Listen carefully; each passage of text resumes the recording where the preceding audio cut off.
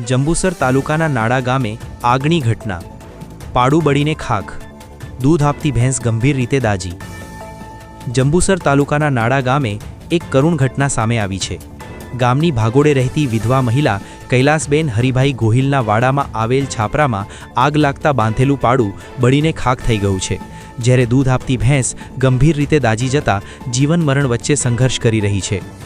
મળતી માહિતી મુજબ તારીખ 25/2/2026ના રોજ સાંજના સમયે અજાણ્યા કારણોસર ઢોર ઢાંકવા માટે બનાવવામાં આવેલ છાપરામાં અચાનક આગ ભભૂકી ઉઠી હતી. આગ એટલી ભયંકર હતી કે અંદર બાંધેલ ભેંસ અને પાડું તેની લપેટમાં આવી ગયા. આસપાસના રહેવાસીઓ દોડી આવ્યા, છતાં આગ પર કાબૂ મેળવતા પહેલાં જ ભારે નુકસાન થયું હતું. ભેંસે જહેમત કરીને દોરડું તોડી બહાર નીકળવામાં સફળતા મેળવી, પરંતુ પાડું અંદર જ બળીને ખાખ થઈ ગયું.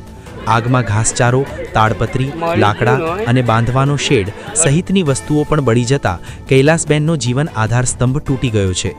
કૈલાસબેને વેદનાભરી અપીલ કરતા જણાવ્યું હતું કે હું વિધવા છું. મારી આ દૂધ આપતી ભેંસ જ મારા જીવનનું એકમાત્ર આધાર હતી. હવે બધું સળગી ગયું છે. મને સરકાર તરફથી યોગ્ય સહાય મળે તેવી વિનંતી છે. આ ઘટનાને પગલે સ્થાનિક લોકો દ્વારા લાગતા વળગતા અધિકારીઓ તેમજ જંબુસર આમોદ મત વિસ્તારના ડી.કે. સ્વામીજીને પીડિત મહિલાને સહાય કરવા અપીલ કરવામાં આવી છે. હવે પ્રશાસન તરફથી કેટલી ઝડપી અને યોગ્ય મદદ મળે છે તે જોવું રહ્યું. Reporter Rafiq Malek, news today, Jambusar.